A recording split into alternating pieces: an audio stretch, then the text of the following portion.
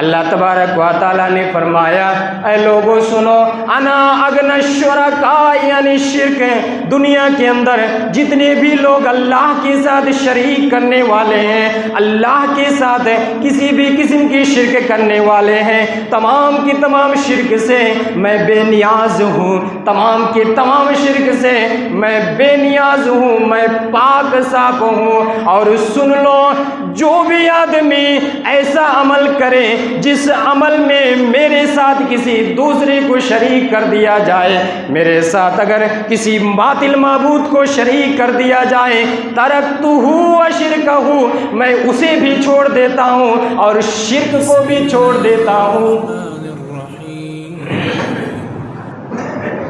برادران اسلام، گزشتہ کئی ایک جمعہ سے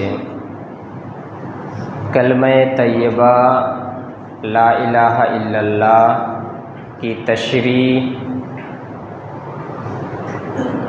تفصیل، ویاخیا بیان کیا جا رہا ہے۔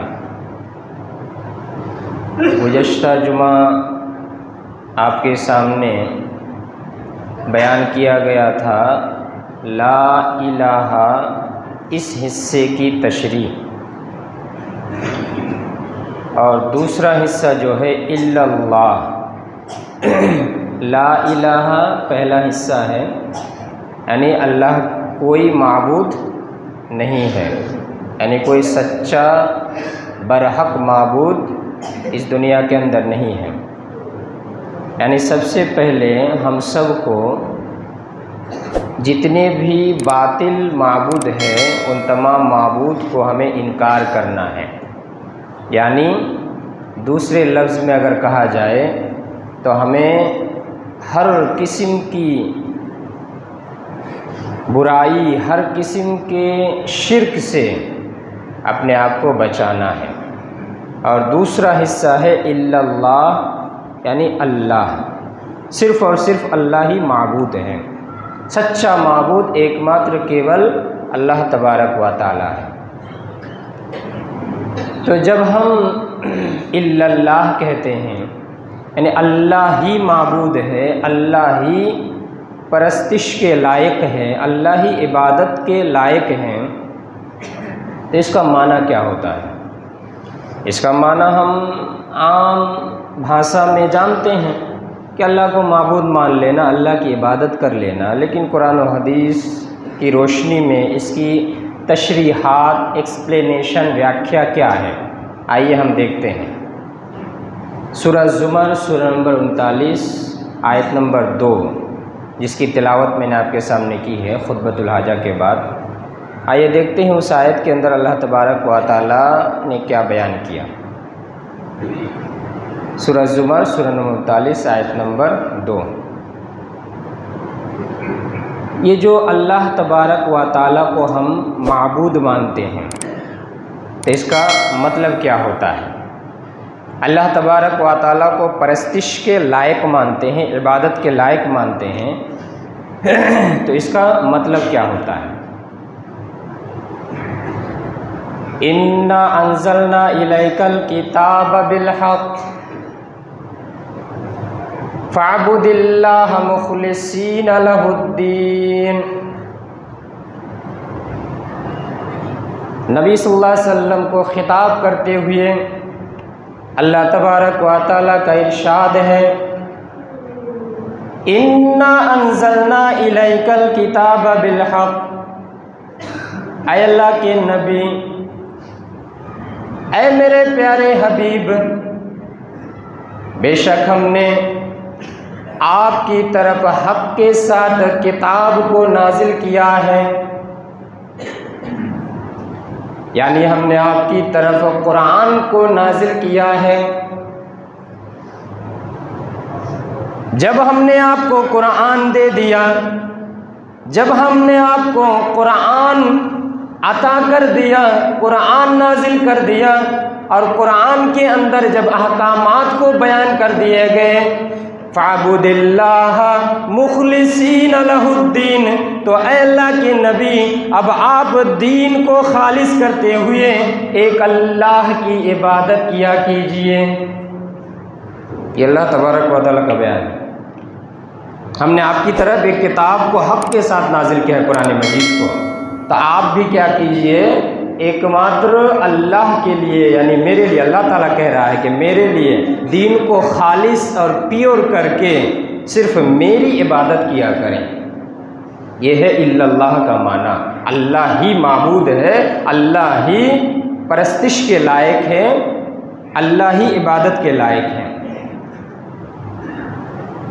اسی سورہ زمر سورہ نمبر 39 آیت نمبر 11 کے اندر بھی اللہ تعالیٰ کا ارشاد ہے، قُلْ إِنِّي أُمِرْتُ أَنْ أَعْبُدَ اللَّهَ مُخْلِصِينَ لَهُ الدِّينَ۔ اے اللہ کے نبی آپ بیان کر دیجئے، انی امرت، مجھے یہ آدیش دیا گیا ہے، مجھے یہ حکم دیا گیا ہے کہ میں ایک ماتر اللہ کی عبادت کیا کروں، مخلصین لہ الدین، اس کے لیے، اس اللہ کے لیے تمام کے تمام شرک سے، تمام کے تمام بدعات سے پاک صاف کر کے، دین کو خالص کر کے اسے ایک اللہ کی عبادت کروں، یہ مجھے حکم دیا گیا ہے۔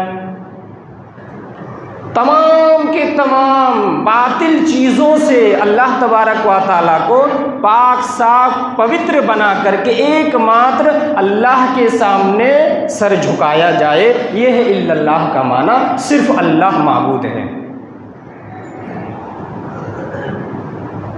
اس لیے آپ دیکھیے صحیح مسلم حدیث نمبر 2985، ابو ہریرہ رضی اللہ تعالیٰ عنہ اس حدیث کے راوی ہیں۔ میں نے بیان کیا تھا کہ صحابی میں سب سے زیادہ روایت کرنے والے، حدیث روایت کرنے والے کون ہیں؟ ابو ہریرہ رضی اللہ تعالیٰ عنہ۔ 5000 سے زائد انہوں نے حدیث نبی صلی اللہ علیہ وسلم سے روایت کی ہے، سب سے زیادہ حدیث انہوں نے روایت کی ہے، اس لیے کہ نبی صلی اللہ علیہ وسلم کے ساتھ ہمیشہ اٹھتے بیٹھتے، ہمیشہ ساتھ رہتے تھے، اور ہمیشہ اس فراق میں رہتے تھے کہ کب نبی صلی اللہ علیہ وسلم کی زبان سے حدیث نکلے گی اور میں اس کو یاد کر لوں گا، میں لوگوں کو سناؤں گا۔ یہ حدیث سے محبت کی علامت تھی، حدیث سے ایک لگاؤ، خاص لگاؤ ابو ہریرہ رضی اللہ تعالیٰ عنہ کا تھا۔ آج تو بہت سارے موقع پر حدیث پڑھنے والے کو فقیری علم اور فقیری ودیا کہا جاتا ہے، لیکن وہ ابو ہریرہ صحابہ اکرام نبی صلی اللہ علیہ وسلم کے زبان سے حدیث کو سننے کے لیے ترستے تھے، انتظار کرتے تھے۔ وہ ابو ہریرہ یہ حدیث بیان کر رہے ہیں، صحیح مسلم حدیث نمبر 2985۔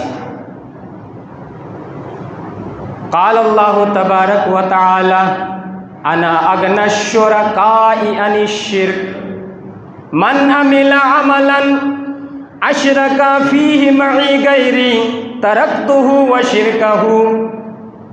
نبی صلی اللہ علیہ وسلم کا بیان ہے، اللہ تبارک و تعالیٰ نے ارشاد فرمایا، اور جب کسی حدیث کے اندر نبی صلی اللہ علیہ وسلم یہ بیان کریں، اللہ تبارک و تعالیٰ نے فرمایا، اللہ تبارک و تعالیٰ نے کہا، اس حدیث کو حدیث قدسی کہا جاتا ہے، اس حدیث کی اور اہمیت بڑھ جاتی ہے۔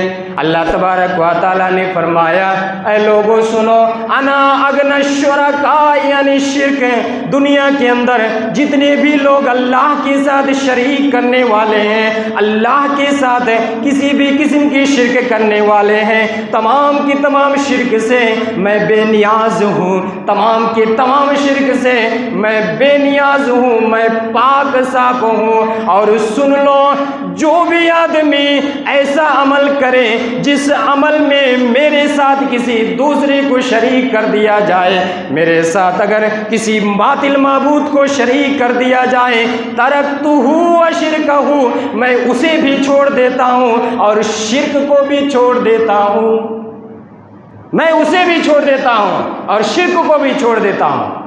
یعنی نہ اس آدمی کی ویلو ہے جو میرے ساتھ کسی دوسرے کو شریک کرتا ہے، اور نہ جس کو شریک کیا جا رہا ہے اس کی کوئی قیمت میری نظر میں ہے۔ ایک آدمی اگر دیوی کے سامنے جا کر کے سجدہ کرتا ہے تو اس آدمی کی بھی قیمت میری نظر میں نہیں ہے، اور جس دیوی کی پوجا کی جاتی ہو اس دیوی، اس مورتی کی بھی میرے نظر میں کوئی ویلو نہیں ہے، کوئی قیمت نہیں ہے۔ میں دونوں کو چھوڑ دیتا ہوں اپنے حال پر، رہو، میں ڈھیل دیتا ہوں، ایک دن میری رسی مضبوطی کے ساتھ کھینچے گا، اس دن کوئی چارہ نہیں رہے گا، کوئی بچنے کا راستہ، کوئی بچنے کی راہ تمہیں نہیں ملے گی۔ تو الا اللہ کا مطلب ہوتا ہے اللہ ہی معبود ہے، صرف اور صرف اللہ کی عبادت کی جائے۔